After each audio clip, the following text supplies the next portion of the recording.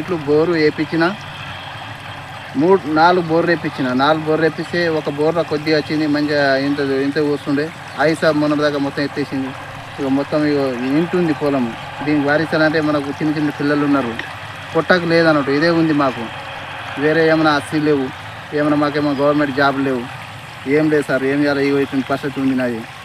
కొంచెం చూడాలని అందరికీ దయచేసి చేసి 3 బోర్లు 800 ఫీట్లు వేయించిన, ఏం వాడతలేదు. ఇగో మొత్తం దశకు వచ్చింది.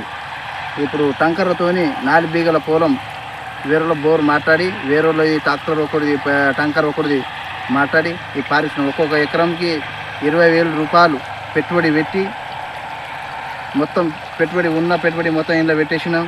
అప్పులు తెచ్చి మన దగ్గర అప్పులు లేక ఇగో ఇప్పుడేమో ఇది నోట్లు వచ్చేది, ఇంకా 15 రోజులు వాడితే నోట్లు వచ్చేది, చేతికి వచ్చేది. పంట ఏమో ఎండిపోతే చూడబుద్ధి అయితే లేదు. వీటికి వస్తే దుఃఖం మీద వచ్చి కళ్ళ నీళ్ళు తీసి ఇక వేరేతో పారిస్తున్నాం.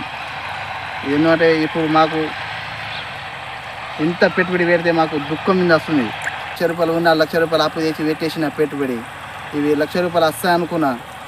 కానీ ఇప్పుడు ఇవి ₹1,00,000 పోతాయి, మిందికెళ్ళి ఏమైనా లేవు. పిల్లలకు చదివించుడు ఇక నూనెక లేకుండా మన గరీబ్ పరిస్థితి. మన రైతులు ఇక చూడు, మా అంగిలు మా బట్టలు చూడు ఎట్లా బురదలు ఉన్నాయి. ఒక్కొక్కడు ఏమో దూరలేక తిరుగుతున్నారు. మా చూస్తే ఇగో ఇట్లా బిచ్చకల్ల బతుకులు మాది, గరీబ్ పరిస్థితి. ఒక 3 బోర్లు వేపించిన 800 ఫీట్లు, ఒక చుక్క సరాలి ఐదు ఆశయమని ఆశతోని ఏదైనా వండుతుంది అదైనా వండుతామో ఈ పంటగైనా మళ్ళీ అట్లా చేసినాం. ఏ ఒక్కటి లేకుండా ఇది లేదు అది లేదు. ఈసా వారిస్తున్నా వేరేలో టంక తెచ్చి ఈసా పక్క భరోసా మన చేతికి వస్తానంటే గ్యారంటీ లేదు. ఎందుకంటే ఇప్పుడు ఆత్మ ఆగక ఎన్ని రూపాయలు పెట్టేసినాం. దీనికోసమైనా కొద్దిగా గేద్దామని ఇది పెడుతున్నాం. ఇదైనా కానీ వేరేలో నీళ్ళతోని పెడుతున్నాం. అది పంటేదో పండదో తెలియదు, భరోసా లేదు.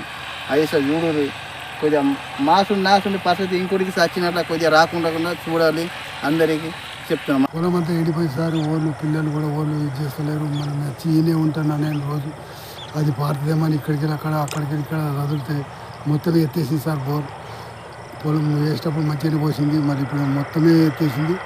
అయితే ఏం చూడంత వచ్చింది సార్. అయితే దీనివల్ల మనం ఏం చేయాలో ఏం అర్థం కాదు. అది పోద్దామంటే పోసేటట్లేము, నీళ్ళు పారిద్దామంటే పారించట్లేదు. ఇక దానికి ఏం అర్థం లేదు, అట్లనే ఉన్నాం. ఇక మీ దయ అంతా ఏదైనా